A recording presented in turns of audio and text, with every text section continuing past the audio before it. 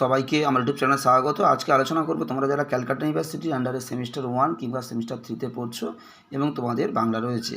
যারা সেমিস্টার 1 এ পড়ছো তোমাদের বাংলা রয়েছে, তোমাদের পেপার কোড হলো CC1, এবং যারা সেমিস্টার 3 তে পড়ছো তোমাদের মাইনরে বাংলা রয়েছে, তোমাদের পেপার কোড হলো MN1। এই CC1 কিংবা MN1 পেপার থেকে পেপারের নাম কিন্তু বাংলা সাহিত্যের ইতিহাস 1800 খ্রিস্টাব্দ পর্যন্ত।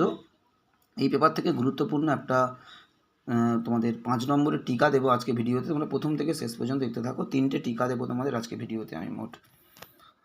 সবার প্রথমে তোমাদের দিচ্ছি শ্রীকৃষ্ণ বিজয়। প্রতিটা টিকার কিন্তু তোমাদের মান 5। তোমাদের যে 3টে মডিউল রয়েছে, তোমাদের 3টে মডিউলের মধ্যে 2 নম্বর মডিউলে তোমাদের এই শ্রীকৃষ্ণ কীর্তন, তোমাদের শ্রীকৃষ্ণ বিজয়, চৈতন্য চৈতামৃত এবং চৈতন্য ভাগবত, এই টিকাগুলো কিন্তু তোমাদের মডিউল 2তে রয়েছে।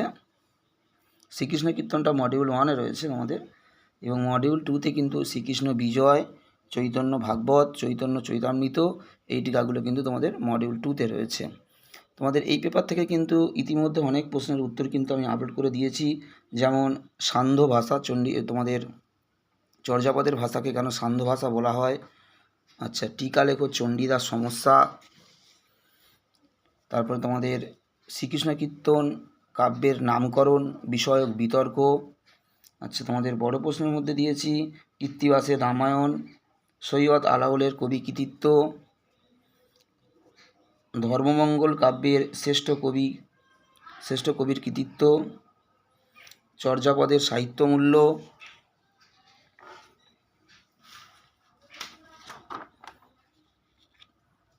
তারপরে তোমাদের শ্রী চৈতন্য চৈতামৃত কাব্যে কবি প্রতিভার পরিচয় দাও, চর্যাপদের সমাজ জীবন সম্পর্কে আলোচনা করো, বাংলা সাহিত্যের আদি প্রকৃতি কেমন ছিল নিদর্শন সহ আলোচনা করো। তোমাদের বড় প্রশ্ন যেমন অনেকগুলো দেওয়া হয়েছে, তেমনি তোমাদের আচ্ছা বাংলা সাহিত্যে তুর্কি আক্রমণের প্রভাব লেখো, বৈষ্ণব পদাবলী বা বৈষ্ণব সাহিত্যে বিদ্যাপতির কৃতিত্ব আলোচনা করো। তোমাদের কিন্তু অনেকগুলো বড় প্রশ্ন এবং 5 নম্বরের টিকার উত্তর কিন্তু ইতিমধ্যে CC1 বা MN1 বাংলার CC1 বা MN1 থেকে কিন্তু অলরেডি আপলোড করে দিয়েছি আমি। আজকে তোমাদেরকে 3টে গুরুত্বপূর্ণ টিকা দিচ্ছি।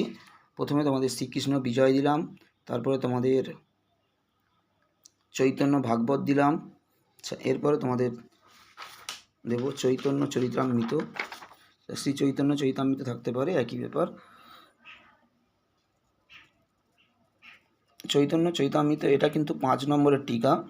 তোমরা প্রত্যেকটা টিকা কিন্তু এইভাবেই লিখবে। রচয়িতাকে, রচনাকাল বা প্রকাশকাল, গ্রন্থটির প্রকৃতি কীরূপ, তারপরে গ্রন্থের বিষয়বস্তু, তারপরে সাহিত্যিক গুরুত্ব বা সাহিত্যিক মূল্য। তোমরা চৈতন্য চৈতামৃত এটা 5 নম্বরের টিকা আকারে দেওয়া, এবং বড় কিন্তু চৈতন্য চৈতামৃত মান 15-র আমি উত্তর আপলোড করে দিয়েছি। যারা দেখতে চাও চৈতন্য চৈতামৃত 15 নম্বরের উত্তর তোমরা অবশ্যই দেখে নিও, তার আলাদা ভিডিও রয়েছে। চৈতন্য চৈতামৃত 15 নম্বরে কিন্তু পরীক্ষাতে এসেছে, MDC কোর্সের পরীক্ষাতে, CC1 পরীক্ষাতে কিন্তু অলরেডি এসেছিলো একবার, তাই তোমাদের ওটা 15 নম্বরের আপলোড করে দিয়েছি।